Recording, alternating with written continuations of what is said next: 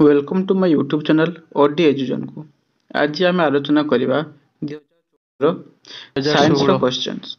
चलते देखा आज प्रथम प्रश्न Zn plus USO4 is equal to ZnSO4 plus U। तल दिया रासायनिक प्रतिक्रिया कौन क्यों प्रकार प्रतिक्रिया जो Zn plus USO4 is equal to ZnSO4 plus U यह क्यों प्रकार प्रतिक्रिया। ऑप्शन 1 संश्लेषण प्रतिक्रिया, ऑप्शन बी द्वैत विस्थापन प्रतिक्रिया, ऑप्शन सी विघटन प्रतिक्रिया, ऑप्शन डी विस्थापन प्रतिक्रिया। तेज सठिक उत्तर होची ऑप्शन डी विस्थापन प्रतिक्रिया। Zn plus USO4 is equal to ZnSO4 plus U यह एक विस्थापन प्रक्रिया। नेक्स्ट क्वेश्चन सांद्रता वृद्धि अनुसार क्यों क्रमटी ठीक। सांद्रता वृद्धि अनुसार क्यों क्रमटी ठीक। Option A smoke honey water and iron, option B smoke water honey and iron, option C iron water honey and smoke, option D water smoke iron and honey. तेज सठिक उत्तर होची option B smoke water honey and iron. स्मोकटा कौन अच्छे गैसीय अच्छी, वाटरटा तरल, हनीटा कौन अच्छी ना अर्ध तरल टिके मोटालिया थाए और आयरन टी सॉलिड। तेणु सांद्रता अनुसार ऑप्शन बी टी ठीक है। नेक्स्ट क्वेश्चन तल द्रावक द्रवीभूत होता द्रावक क्यों उपाय पृथक करा जाए। तरल द्रावक द्रवीभूत होता द्रावक को क्यों उपाय पृथक करा जाए। ऑप्शन ए बाष्पीभवन, ऑप्शन बी परिश्रवण, ऑप्शन डी ऊर्ध्वपातन, ऑप्शन डी आश्रवण।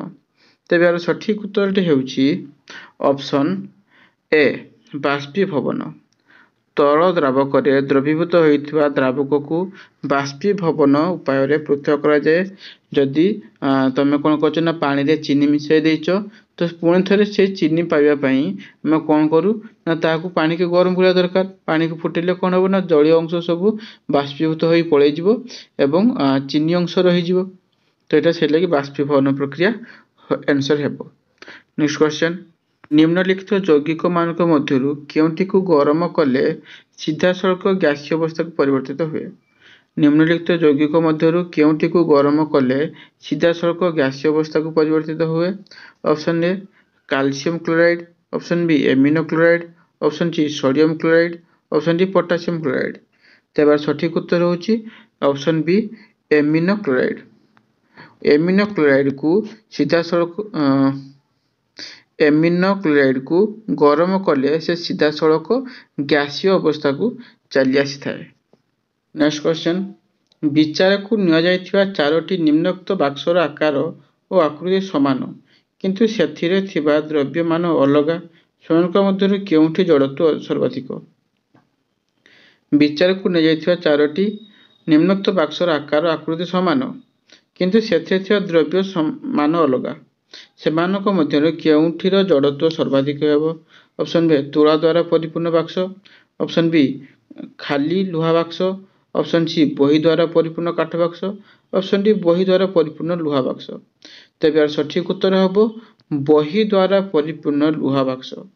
विचार को निया चारोटी निम्नोक्त बाक्सर आकार और आकृति समान किंतु सेथिरे द्रव्यमान अलग सेମାନଙ୍କ मध्यरु बही द्वारा परिपूर्ण लुहा बाक्सटी नेले तार जड़त्व सर्वाधिक हेब।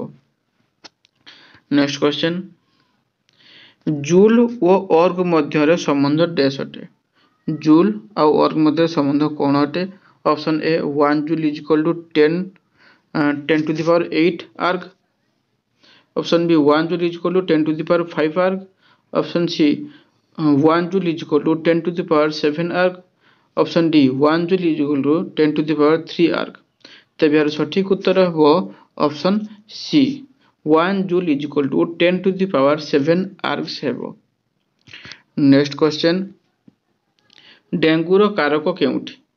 डेंगूर कारक केउठी। ऑप्शन ए बीजाणु, ऑप्शन बी भूताणु, ऑप्शन सी आदिजीव, ऑप्शन डी कवक।